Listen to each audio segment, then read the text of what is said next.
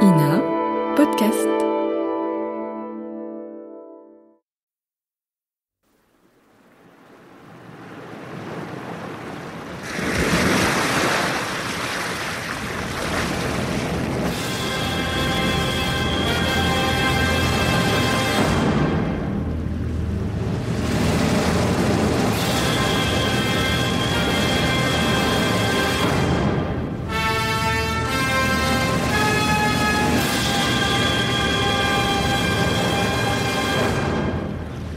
Le Comte de Monte Cristo d'Alexandre Dumas.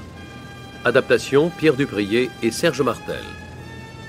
Avec Pierre Santini dans le rôle d'Edmond Dantès. Réalisation Jean-Jacques Vierne.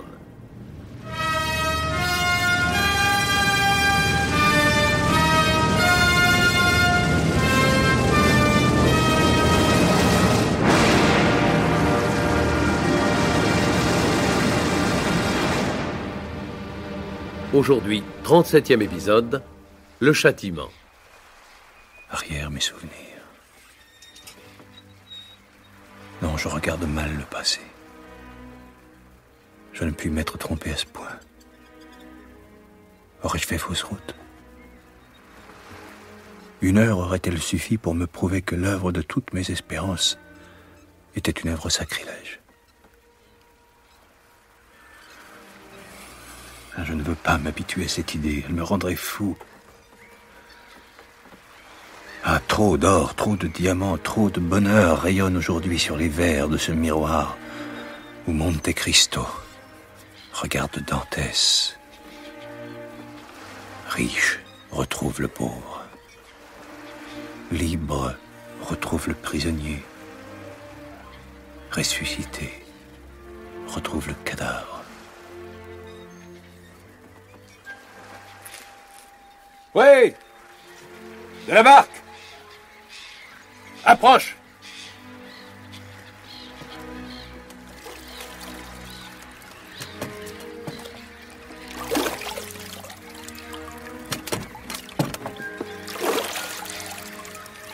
Conduis-moi au château d'If, les entours.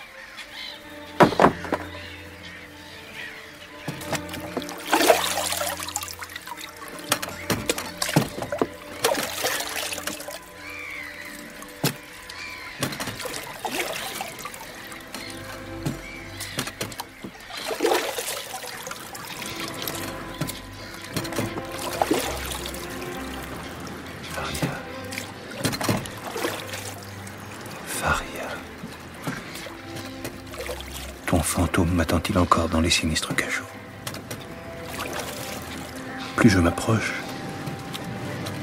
plus il me semble entendre ta voix. Quelle parole me disais-tu, qui certainement répondrait à toutes ces questions qui me tourmentent l'âme aujourd'hui? Ah oui. La voilà la réponse. Tu arracheras les dents du dragon et tu fouleras aux pieds les lions, a dit le Seigneur. Oui, cette fois, il n'y a plus de doute. Malheur, donc, à ceux qui m'ont fait enfermer dans cette sombre prison et à ceux qui ont oublié que j'étais enfermé.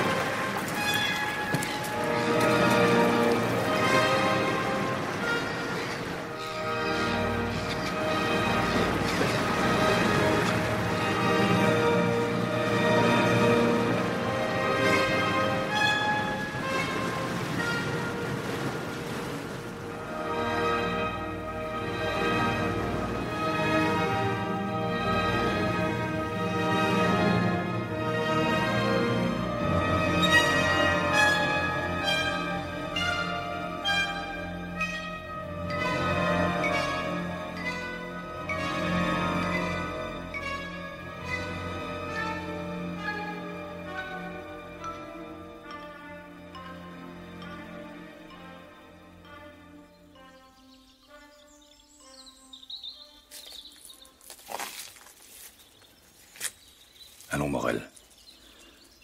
Venez. Et regardez plutôt le ciel que ces deux tombes. Oh, comte, je suis si malheureux. J'ai connu un homme plus malheureux que vous. Non, c'est impossible. Qu'y-a-t-il de plus malheureux que l'homme qui a perdu le seul bien qu'il aima et désira au monde? J'ai connu, moi aussi, un homme qui avait fait reposer toutes ses espérances de bonheur sur une femme. Il allait l'épouser quand, tout à coup, un caprice du sort lui enleva sa liberté, sa maîtresse, l'avenir qu'il rêvait et qu'il croyait le sien, pour le plonger au fond d'un cachot. Mais d'un cachot, on peut sortir.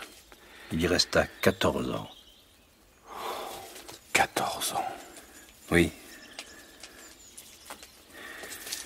Et pendant ces 14 années, lui aussi eut bien des moments de désespoir.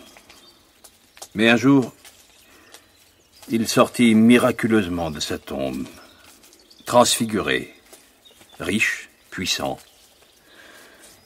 presque Dieu. Son premier cri fut pour son père. Son père était mort. Et sa tombe avait disparu. Mon père aussi est mort. Et à cet homme, il restait au moins la femme qu'il avait aimée. Vous vous trompez, Maximilien. Cette femme... Elle était morte? Oh, pis que cela. Elle avait épousé l'un des persécuteurs de son fiancé. Vous voyez bien que cet homme était plus malheureux que vous. Est-ce que Dieu a envoyé la consolation à cet homme? Il lui a envoyé le calme. Et il pourra encore être heureux un jour? Il l'espère.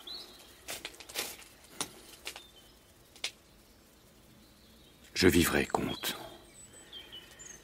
Je vous le promets encore. Alors rappelez-vous que je vous attends le 5 septembre à l'île de Monte Cristo. Le 4, un yacht vous attendra dans le port de Bastia. Ce yacht s'appelle Léos. Vous vous nommerez au patron qui vous conduira près de moi. C'est dit, n'est-ce pas? C'est dit. Mais rappelez-vous que le 5 septembre... Enfant. Enfant qui ne sait pas encore ce que c'est que la promesse d'un homme. Je vous l'ai dit. Ce jour-là, si vous voulez encore mourir, je vous aiderai. Adieu. J'ai affaire en Italie. Quand partez-vous? À l'instant même. Le bateau à vapeur m'attend. Dans 1 heure, je serai déjà loin de vous. M'accompagnez-vous jusqu'au port. Je suis tout à vous, comte. Embrassez-moi, Morel.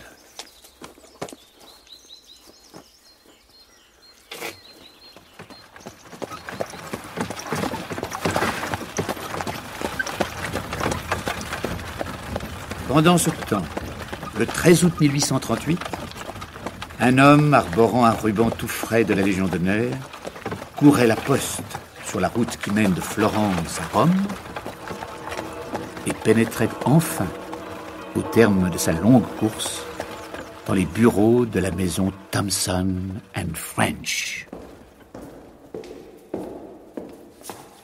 Qui dois-je annoncer, monsieur? Monsieur le baron Danglars. Ah, si monsieur le baron veut bien me suivre.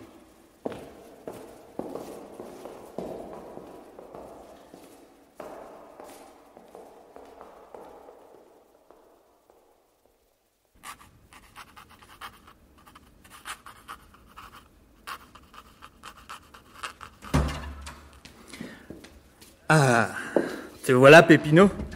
Tu as flairé quelque chose de bon chez ce bonhomme? Il n'y a pas grand mérite, on était prévenus. Je l'ai suivi comme son ombre depuis son arrivée à Rome, et j'ai réussi à me faire engager par lui comme Cicérone. Tu sais donc ce qu'il vient faire ici? Parbleu, il vient toucher. Seulement, reste à savoir quelle somme. Je vais te dire cela tout de suite, l'ami. Ouais.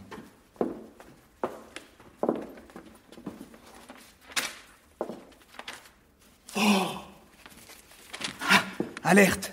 La somme est ronde. 5 à 6 millions, n'est-ce pas? En effet. Et sur un reçu de son Excellence, le comte de Monte Cristo? Oui? Tu connais le comte? Et dont on l'a crédité sur Rome, Venise et Vienne? C'est cela? Comment es-tu si bien informé? Je te dis que nous avions été prévenus. C'est bien lui? 5 millions. Une jolie somme, hein, Peppino? Ouais. Nous n'en aurons jamais autant. Au moins, en aurons-nous quelques bribes, hein? Chut! Voici notre homme. Et avec la somme... Allons, jeune homme. Avanti! Son Excellence veut-elle voir Saint-Pierre? Pourquoi faire? Dame, voir. Non. En route!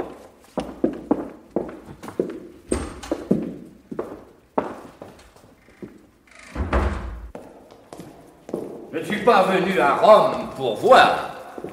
Non, pas pour voir. Je suis venu pour toucher.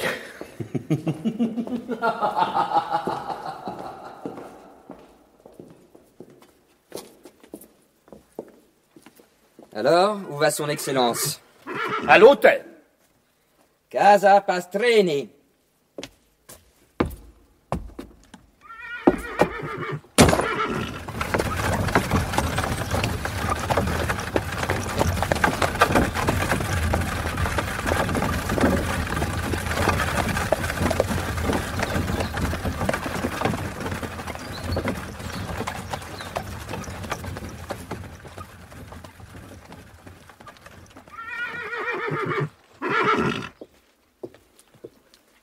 Voici votre voiture, Excellence, avec 2 solides chevaux de poste. Le relais est de 7 lieues. Très bien. Venise d'abord, Vienne ensuite. Et ici et là, quelques millions de plus. Voici vos passeports, Excellence. Et voici pour toi, mio caro. Grazie.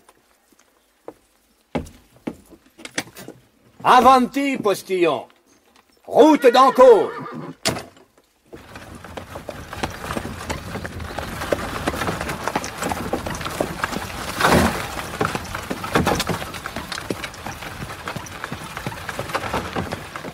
Postillon, où sommes-nous? Non capisco. Dentro la testa. Dentro la testa. C'est la voix de mon Cicéron. Qu'est-ce qu'il fait là? Je l'avais laissé à Rome. Où me conduisez-vous? Nous tournons le dos à Ancône. Dentro la testa. Je suis pris. Il y a un cavalier à chaque portière. Peut-être des gendarmes.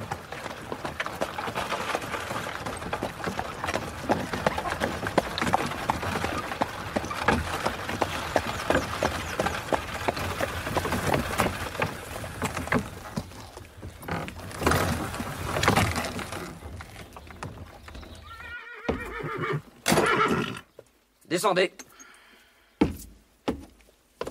Mais qu'est-ce que tout cela veut dire? Qui sont tous ces hommes? Mais enfin, que me voulez-vous à la fin? Avanti. Oh.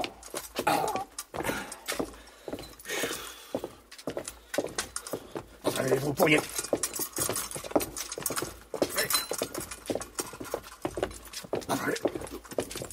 Expliquez-moi. Bon. Qui vive? Amici.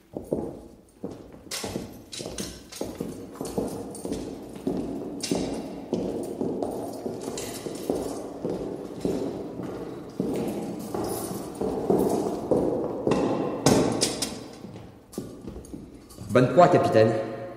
C'est notre homme? Lui-même, capitaine. Très bien. Lève ta torche et montre-moi son visage. Cet homme est fatigué. Qu'on le conduise à son lit.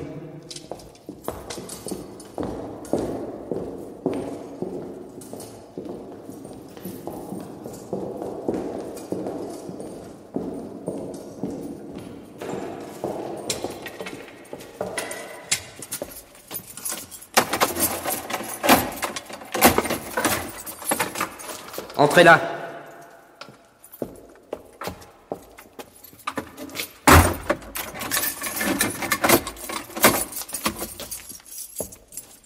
Les bandits romains. Les vrais. Ah, mais... c'est aussi un vrai lit. Ah... bah... avec 5 millions, on se tire toujours d'affaire. Mais... ils ne m'ont pas fouillé. Étrange.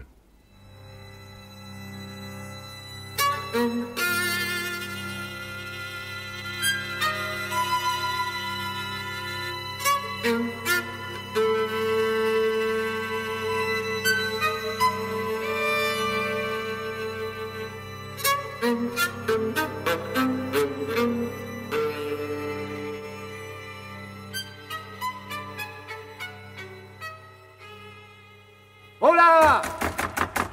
Quelqu'un de grâce! Oh là! Oh là! Quelle cause? J'ai faim. Je n'ai rien mangé depuis hier. Momento. Peppino! Votre Excellence a besoin de quelque chose. Pardon, monsieur, mais... est-ce qu'on ne me donnera pas à dîner? Votre Excellence aurait-elle faim, par hasard? Par hasard est charmant. Oui, j'ai faim. Et même assez faim. Et votre Excellence veut manger? À l'instant même, si c'est possible. Rien de plus facile. Ici, on se procure tout ce qu'on désire. En payant, bien entendu, comme chez tous les honnêtes chrétiens. Cela va sans dire. Que désirez-vous? Commandez. Vous avez donc des cuisines ici? Des cuisines parfaites et des cuisiniers excellents. Eh bien, apportez-moi un poulet, oui, du poisson, n'importe quoi, pourvu que je mange. Comme il plaira à votre Excellence. Nous disons donc un poulet. Et un poulet pour son Excellence. On se croirait au Café de Paris.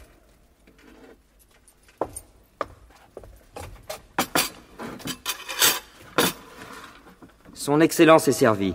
Voici un couteau, une fourchette. Ça sent bon. Ah, en effet. Allons, découpons la bête. Un instant. Excellence, ici, on paie avant de manger. Ah, faisons les choses grandement. Voici un louis. Un moment. Votre Excellence me redoit encore quelque chose. Ah? Ce n'était qu'un louis d'acompte. Un louis d'acompte? Sur un poulet? Ce n'est donc plus que 4 999 louis que votre Excellence me redoit. 100 000 francs? Un poulet éthique? Très drôle. Oui, c'est incroyable comme on a de la peine à élever la volaille dans ces maudites grottes. Ouais, c'est bon, voilà un autre louis et laissez-moi manger. Vous ne me devez donc plus que 4 998 louis. Avec de la patience, nous y viendrons. Jamais. Qu'on enlève le plateau de son Excellence. Ah non! Non, attendez. Dites-moi tout de suite ce que l'on veut de moi. Dites plutôt ce que vous voulez de nous. Je veux manger. Un morceau de pain, puisque les poulets sont hors de prix. Du pain? Soit. Hola! Du pain pour son Excellence.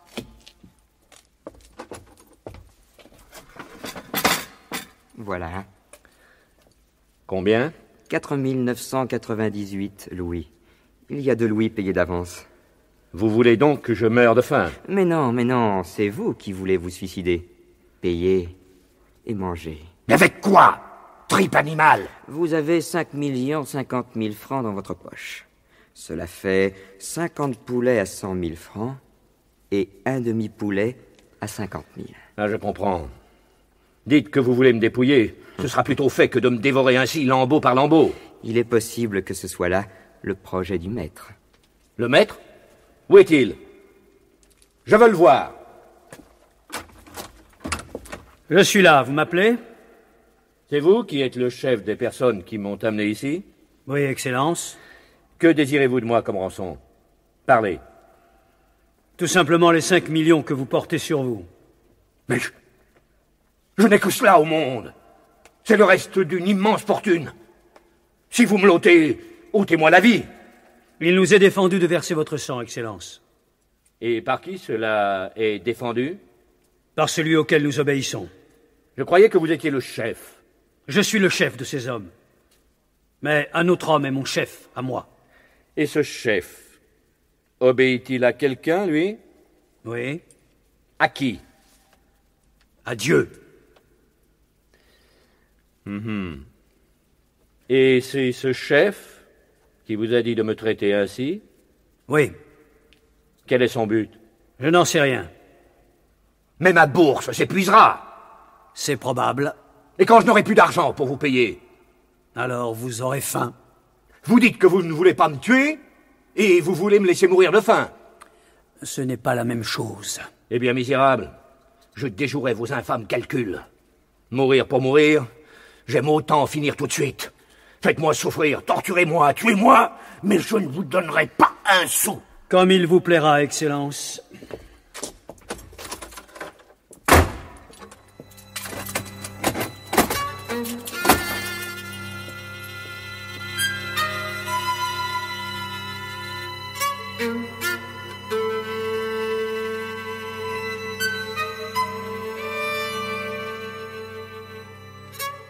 Et 17 jours plus tard, le 31 août 1838...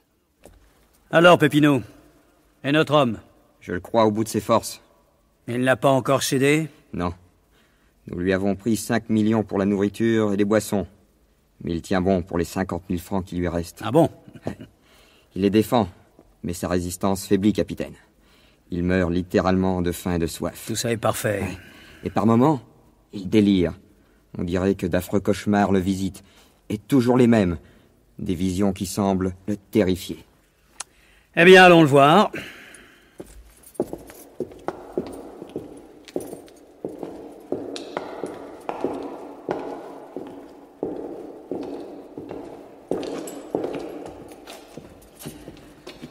Ouvre ce guichet.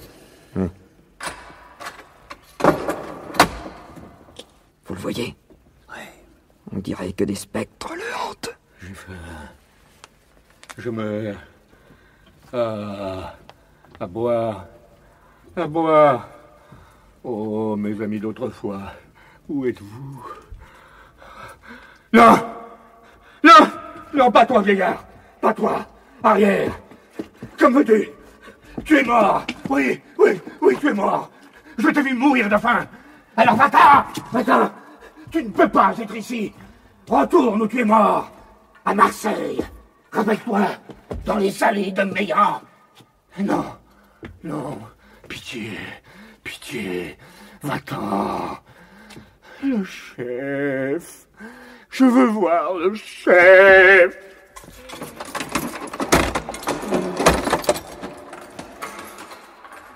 Je suis là, que désirez-vous? Faites sortir ce vieillard. Prenez mon or et laissez-moi vivre ici dans cette caverne. Je ne demande plus la liberté, je ne demande qu'à vivre. Vous souffrez donc bien? Oh oui, je souffre, et cruellement. Il y a cependant des hommes qui ont encore plus souffert que vous. Je ne crois pas. Si fait. Ceux qui sont morts de faim. Oui, oui, c'est vrai.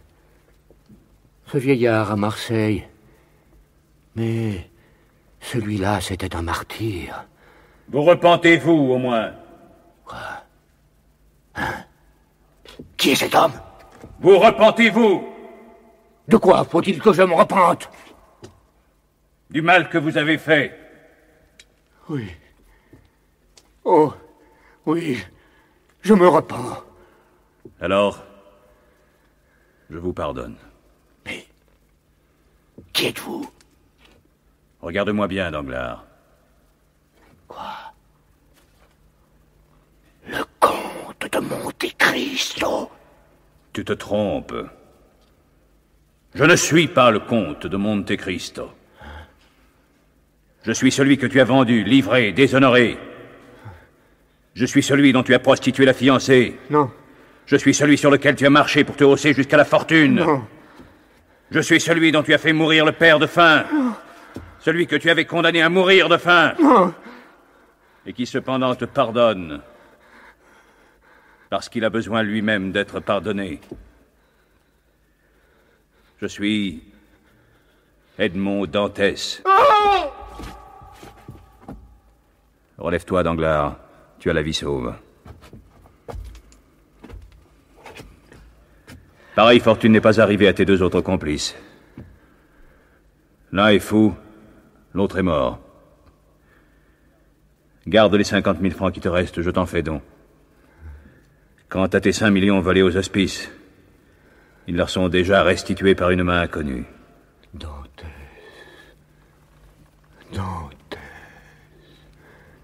Vivant. Et maintenant, mange et bois. Ce soir, tu es mon hôte. Vampa. Quand cet homme sera rassasié, il sera libre.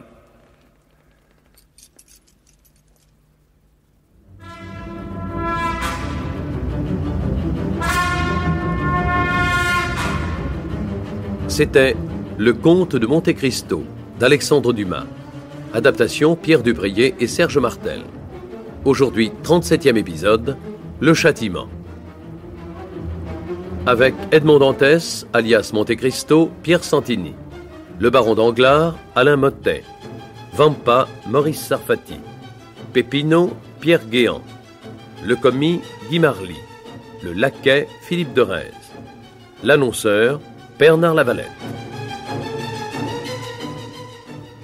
Bruitage, Louis Amiel.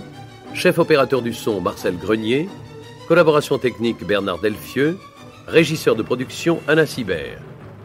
Réalisation, Jean-Jacques Vierne.